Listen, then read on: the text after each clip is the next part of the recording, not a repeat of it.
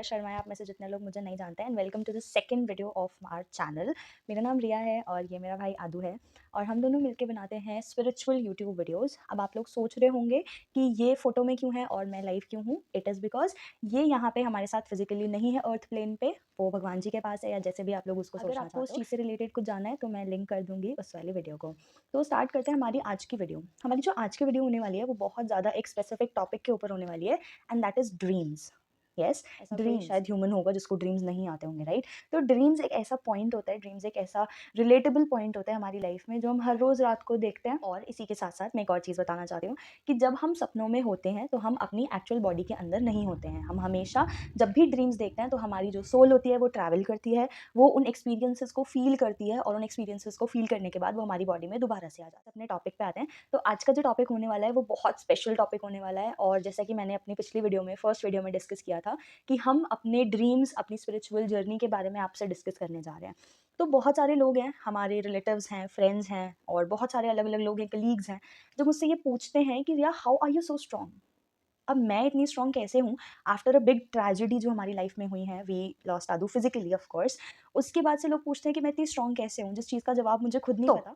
पहला ड्रीम जो मैं डिस्कस करना चाहती हूँ, जो शायद ज़रूरी है डिस्कस करना, वो ये है कि स्पिरिचुअल अवेकनिंग के लिए आपको 2 से 3 चीज़ें चाहिए होती हैं। ऑफ कोर्स या तो आप ड्रीम्स के थ्रू अपने स्पिरिचुअल अवेकन हो सकते हो, या फिर आप बुक्स वगैरह रीड करके स्पिरिचुअल अवेकन हो सकते हो, या फिर आप किसी और मेथड के थ्रू, जो कि आपके योगासन्स होते हैं, आपके मेडिटेशन कैंप्स होते हैं, रिट्रीट्स होते हैं, आप उनमें जाके स्पिरिचुअल अवेकनिंग कर सकते हो। लेकिन मेरे केस में, पर्सनल जर्नी के केस में, जो मेरी स्पिरिचुअल अवेकनिंग हुई थी वो हुई थी थ्रू ड्रीम्स। जब भी हमारी लाइफ में कोई एक ऐसा पार्ट होता है जब हमारी लाइफ पूरी अपसाइड डाउन घूम जाती है, और वो तभी होता है या तो आप किसी अपने को खोते हो, या फिर आपके साथ कुछ ऐसा हो जाता है जो आपने कभी इमेजिन ही नहीं किया होता। तो हमारी लाइफ में, मेरे केस में, आदू ने जब अपनी फिजिकल बॉडी छोड़ी इन जून 2022, तो वो एक ऐसा पॉइंट था जिसने कंप्लीटली ट्रांसफॉर्म कर दिया था मुझे और मेरी फैमिली को। हम लोगों को समझ नहीं आ रहा था कि हमें क्या करना है, कैसे करना है, but at the same point ये पता था अंदर ही अंदर, जो हमारी सोल को हमेशा पता होता है, जब भी कोई बुरा वक्त आता है या जब भी कुछ ऐसा होना होता है, तो हमें हमेशा फेथ रखना चाहिए भगवान जी पे, हमें हमेशा फेथ रखना चाहिए उस डिवाइन एनर्जी पे, जिसको भी आप मानते हो, बीट काली माँ, बीट कृष्ण जी, या जिस भी गॉड को आप मानते हो, जिस भी डिवाइन एनर्जी को आप मानते हो, गुरु नानक जी को भी मान सकते हो। उन पे आपको फ़ेथ होना चाहिए कि कैसे करके अगर उन्होंने आपको एक इतनी बड़ी चीज़, एक इतनी बड़ी ट्रेजेडी में डाला है, तो उसके पीछे कोई रीज़न ज़रूर होना चाहिए। तो डीप डाउन ये सब हुआ, हम लोगों ने बहुत आई थिंक डिवाइन एनर्जीज़ की वजह से उस फ़ेज़ को निकाला। बट उसके बाद जो चीज़ें होनी शुरू हुई हैं, दे आर वर्थ कंसिडरिंग। और आई थिंक मेरा कभी कोई पैशन नहीं था यूट्यूब वीडियो बनाने का, बट जब बहुत सारी चीज़ें होती रहीं तो ऐसा लगा कि शायद इन चीज़ों की ज़रूरत मेरे से ज़्यादा जो लोग हैं जिनके साथ ऐसा कुछ हुआ है, शायद उन्हें बहुत ज़्यादा ज़रूरत है इस चीज़ की। तो मैं ये बताना चाहती हूँ कि मेरी स्पिरिचुअल अवेकनिंग कैसे स्टार्ट हुई। तो द डे जब आदि गया फिज़िकली, उसके बाद बहुत सारी ड्रीम्स 11 जून 2022, तो लाइफ़ ऐसा लगा था जैसे कंप्लीटली शैटर्ड हो गई है ना, लाइफ़ कंप्लीटली ख़त्म हो गई है। बट उसके बाद एक अंदर से बिलीव था, जैसे मैंने बताया, कि वो है, और अगर वो है तो वो कम्युनिकेट ज़रूर करेगा। सिंस दैट डे वो एक फ़र्म बिलीव था कि नहीं, वो हमसे कम्युनिकेट पक्का से कर सकता है थ्रू ड्रीम्स, क्योंकि उस टाइम पे यही पता था कि शायद जो लोग यहाँ से चले जाते हैं वो ड्रीम्स के थ्रू आपके सपनों में आते हैं और आपसे बातें करते हैं, आपसे अपनी बातें शेयर करते हैं, वो कहाँ हैं ये बताते हैं। तो उस फर्म बिलीफ के साथ मैं रोज़ रात को सोती थी और रोज़ कोई ना कोई छोटा-मोटा ड्रीम आता था। बट वो छोटे-मोटे ड्रीम से सबसे ज़्यादा इम्पोर्टेंट जो एक ड्रीम, जो शेयर करने लायक ड्रीम है, वो ड्रीम मुझे लगा है कि जब मेरे को एक ड्रीम आया ऑन जून 2022, 22 जून 2022। ड्रीम कुछ ऐसा है कि उस ड्रीम के बाद से ना मेरी एक स्पिरिचुअल अवेकनिंग, मुझे ये समझ आया कि हमारी लाइफ में बहुत सारी चीज़ें ऐसी होती हैं जिनको हम बहुत ज़्यादा ऐसा सोचते हैं कि हमें बहुत ज़्यादा अटैच्ड रहना है उन चीज़ों से, बट टेक्निकली वो चीज़ें अटैचमेंट वाली होती नहीं हैं। जैसे फॉर एग्जांपल, अगर हम ये सोचते हैं कि हमारी जो लाइफ है, हमारे जो पेरेंट्स हैं, हमारा जो भाई है, जो हमारी बहन है, जो हमारा हस्बैंड है, फ्रेंड्स हैं, हम उनकी फिजिकल अपीयरेंस की तरफ उनसे ज़्यादा अट्रैक्ट होते हैं, हम उनकी फिजिकल अपीयरेंस से उनसे अटैच होते हैं। लेकिन जब कुछ ऐसी ट्रेजेडी होती है, जब कुछ ऐसा हो जाता है, जब उनकी फिजिकल प्रेजेंस नहीं होती है, बट उनकी एक स्पिरिचुअल प्रेजेंस होती है, उनकी एक सोल की प्रेजेंस होती है, एक आत्मा की प्रेजेंस होती है। तो बहुत सारे ऐसे लोग हैं जिनको वो प्रेजेंस स्मेल के थ्रू होती है, किसी को टच के थ्रू होती है, बट मेरा पर्सनल एक्सपीरियंस, मेरी फैमिली का पर्सनल एक्सपीरियंस ड्रीम्स के थ्रू रहा है कि हमने आदि को महसूस किया है, फील किया है थ्रू द ड्रीम्स। ड्रीम जिस चीज़ के बारे में बताने जा रही हूँ, आई थिंक ये मेरे लिए एक बहुत ज़्यादा क्लोज ड्रीम है, क्योंकि ये सबसे फर्स्ट ड्रीम था जिसने एक तरफ मुझे लेके गया, जो कि स्पिरिचुअलिटी। मेरी मम्मी पापा भैया आए हुए थे, तो हम लोग एक यहाँ पे बेकरी है, हम वहाँ पे गए, एंड वो बेकरी पे मैं और आदि लास्ट टाइम गए थे, और मई में गए थे, मई के लास्ट टाइम में। तो मैं और आदि किसी जगह अगर गए थे तो दैट वाज देयर। उसके बाद मैं वहाँ पे गई, बट आई कुड रेसिस्ट, मतलब मेरे को ऐसा फ़ील हो रहा था कि मैं अपना एक पैर आगे नहीं बढ़ा सकती हूँ उस बेकरी के अंदर, क्योंकि वो इतना ज़्यादा पेन मुझे फ़ील हो रहा था, क्योंकि आदू मेरे साथ उस टाइम पे फ़िज़िकली नहीं था। तो मैं बहुत रोई, मैंने बहुत ज़्यादा मतलब अपने आप को कंट्रोल करने की सोची कि नहीं, मैं रोऊँगी तो शायद मम्मी-पापा भी रोएँगे। बट उसके बावजूद मैं खुद को रिस्ट्रिक्ट नहीं कर पाई और मैं बहुत गंदी तरीक़े से रोई। फिर हम वापस घर पे आए, हमने घर पे आके भी I cried and cried and cried, जो कि आई थिंक एक बहुत नॉर्मल फिनोमेना है, क्योंकि जब आपके कोई इतना ज़्यादा क्लोज़ होता है ना, and that to your younger brother, तो आप खुद को रेज़िस्ट नहीं कर पाते हो कि आपको नहीं रोना है, ओके? तो हम वापस आए, एंड उसके बाद मैंने आदि से एज़ यूजुअल मैं बहुत बातें करती थी आदि से, आदि की सेम फ़ोटो से मैं बहुत बातें करती थी। तो मैंने आदू को ये बोला कि आदू, अगर ऐसा कुछ है and you are with us, तो मेक मी फ़ील कि तू यहाँ पे है, मेक मी फ़ील कि तू हमेशा हमारे साथ रहता है। एंड बोलते हैं ना कि आप कुछ भी बोलते हो और बहुत सच्चे मन से बोलते हो, तो वो लोग भी आपकी बातें सुनते हैं। तो सिमिलरली उसने मेरी बात सुनी, एंड रात को मेरे को सपना आया, पहला ड्रीम नहीं बोल सकते हैं, बट हाँ, पहला स्पिरिचुअल ड्रीम बोल सकते हैं, जिसने मुझे ये बताया कि अगर कोई चीज़ ऐसी है जिससे बहुत अटैच्ड हो, तो उस चीज़ से अटैचमेंट अपना हटा दो। जब हम एक फिज़िकल बॉडी से अटैचमेंट रखते हैं, तो फिज़िकल बॉडी जल के राख हो जाती है।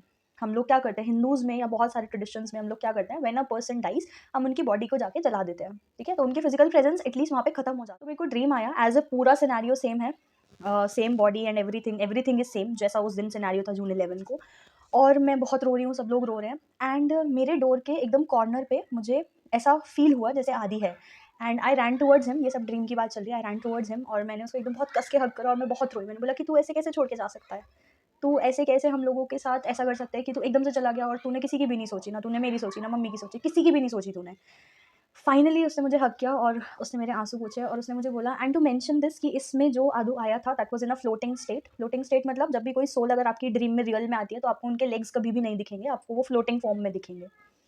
तो उसने मुझे मेरी आँखों में से पूरे आँसू पूछे और उसने मुझे बोला कि मैंने तेरे को समझाया था ना कि तुझे नहीं रोना है और तुझे अपने साथ-साथ मम्मी-पापा का भी ध्यान रखना है, बट तूने मेरा प्रॉमिस तोड़ा। तू खुद भी रोई और तूने उन दोनों को भी रुलाया। And at that point of time मुझे ये रियलाइज़ हुआ कि हाँ, मैंने ये किया, लेकिन वो एक नेचुरल ह्यूमन टेंडेंसी होती है कि आप रोते ही हो, आपको रोना आता ही है। ये पूरा हुआ तो फिर मैंने आदि को बोला, मैंने कहा, "मम्मी को देख, वो कितना ज़्यादा रो रही है, उनको बोल कि वो चुप हो जाएँ।" तो उसने बोला, "ये लोग मुझे नहीं देख सकते हैं, बट तू प्लीज़ इनको जाओ और बोल कि ये रोएँ ना, मैं यहीं पे ही हूँ।" मैंने बोला, "ठीक है।"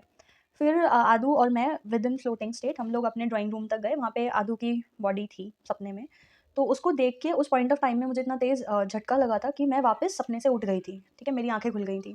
तो मैं बहुत बेचैन सी हो गई थी कि ये क्या हुआ मेरे साथ? फिर विदिन अ सेकंड मेरी दोबारा से आँख लग गई और मैं सेम उसी स्पॉट पे थी। एग्ज़ैक्टली मैं सेम उसी स्पॉट पे थी, एंड आई कुड फाइंड आदि। वो उसने मेरे शोल्डर में ऐसे करके हाथ डाल रखा था और मेरे को बोला कि, "तू इसको देख के डर गई थी?" पॉइंटिंग टुवर्ड्स हिज़ बॉडी, उसने बोला कि, "तू इसको देख के डर गई थी?" तो मैं बहुत घबरा गई, मैंने बोला, "हाँ, मैं डर गई थी।" तो बोला, "तू इसको देख के डर रही है जो है ही नहीं, मैं तो यहाँ पे हूँ और मैं यहाँ पे हूँ तो तू इससे डर क्यों रही है? इसको तो जाने दे ना।" मतलब यहाँ से जो मुझे सुबह उठने के बाद एक पॉइंट समझ आया कि उसने ये बोला कि this is just the body, जिस बॉडी से हम अटैच्ड होते हैं, जिस अपीयरेंस से हम अटैच्ड होते हैं, वो एक्चुअल में अटैचमेंट नहीं है। जो अटैचमेंट है, वो एक सोल के साथ है और वो सोल तो आपके साथ है। अगर वो सोल आपके साथ है, अगर आप उस सोल को फ़ील कर पा रहे हो, वो आपके साथ है, वो बता रहा है कि मैं आपके साथ हूँ, तो उस फिज़िकल अटैचमेंट को लेके उतना पेन फ़ील क्यों करना है? तो ये मेरी पहली स्पिरिचुअल लर्निंग थी, जिसने मुझे ये बताया कि बॉडी तो सिर्फ़ एक फ़िज़िकल अपीयरेंस है, जो हमने गीता में भी पढ़ा है, जो हमने बाकी स्पिरिचुअल लेसन्स जो होते हैं उसमें भी पढ़ा है। लेकिन उस चीज़ को पर्सनली फ़ील करना I think was more than कोई चीज़ पढ़ना या देखना, क्योंकि वो जो एक फ़ीलिंग थी वो बहुत डिफरेंट थी। फिर आदू बोलता है कि तू इन सबको बोल दे कि मैं इनको नहीं दिखूँगा, बट मैं यहाँ पे हूँ, इनके साथ हूँ, मैं प्रेज़ेंट हूँ। तो मैंने बोला ठीक है, मैं बता देती हूँ। फिर सडनली वो गायब हो जाता है। तो बाहर जितने भी सब प्रोसीजर्स वगैरह हो रहे होते हैं, बॉडी को लेके जाने के, वो सब हो रहे होते हैं। तो मैं एकदम से बाहर मैं बहुत तेज़-तेज़ रोने लगती हूँ, मैं बोलती हूँ, "आदू कहाँ है? तू प्लीज़ आ जा।" तो सडनली जो बॉडी के साथ हो रहा होता है, वहाँ से वो एकदम से निकलता है और बोलता है कि मैं तो यहीं हूँ, क्यों चिल्ला रही है? And I was like second spiritual lesson, कि एक सोल है, वो बॉडी के अंदर है। बॉडी एक अलग आइडेंटिटी है, सोल एक अलग आइडेंटिटी है। तो अगर वो दोनों अलग-अलग आइडेंटिटीज़ हैं, तो हम सिर्फ़ बॉडी को रिस्ट्रिक्ट करके क्यों रह जाते हैं? हम सिर्फ़ ये क्यों सोचते हैं कि बॉडी खत्म हो गई तो अब सब कुछ खत्म हो गया? जबकि ऐसा नहीं होता है। अगर एक बॉडी खत्म हुई है, तो इसका मतलब ये नहीं होता है कि सब कुछ खत्म हो गया। के लिए दी कंप्लीट सिनेरियो। एंड अगर ये अच्छा लगा हो, ये दोनों लेसन्स अच्छे लगे हों, तो प्लीज़ डू सब्सक्राइब, क्योंकि ऐसे ड्रीम्स का पूरा एक ईयर लॉन्ग, अब 2 साल हो जाएँगे आदि को जून में। तो एक पूरा ईयर है, एक पूरा प्रोसीजर है और उस पूरे प्रोसीजर मैं चाहती हूँ कि मैं आपके साथ शेयर करूँ, क्योंकि ज़रूरी नहीं है कि जो चीज़ मैंने फ़ील करी है, वो हो सकता है बहुत सारे लोगों ने फ़ील करी हो, बट वो सामने नहीं आ पाते हैं। सो अगर आपके साथ ऐसे कुछ एक्सपीरियंसेस हुए हैं, आपका कोई ऐसा है जो यहाँ पे नहीं है अर्थ प्लेन पे, तो प्लीज़ मेरे साथ कमेंट डाउन करो और शेयर करो सो दैट मैं आपके साथ कनेक्ट हो सकती हूँ और आप लोग मेरे साथ कनेक्ट हो सकते हो। ये था मेरा ड्रीम्स का और आदू के ड्रीम्स का पार्ट 1 एंड इसके बहुत सारे पार्ट्स आते रहेंगे क्योंकि बहुत सारी ड्रीम्स हैं। तो आप मुझे बताना if you really liked it and do subscribe to my channel, do subscribe to our channel in fact and thank you so much for watching.